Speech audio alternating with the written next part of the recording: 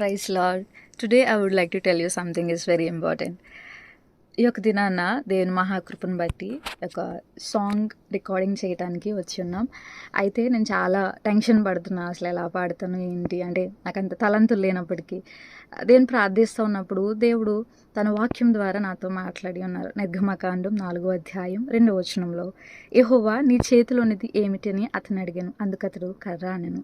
అయితే ఈ యొక్క దినాన ఈ యొక్క దేవాతి దేవుడు నాకు జ్ఞాపకం చేసింది ఏంటి అంటే, నీ చేతిలో ఏముంది, ఏ తలంతులు ఉన్నాయి, just give to God. Just నీ చేతిలో ఏముందో అది దేవుని చేతిలో పెట్టు.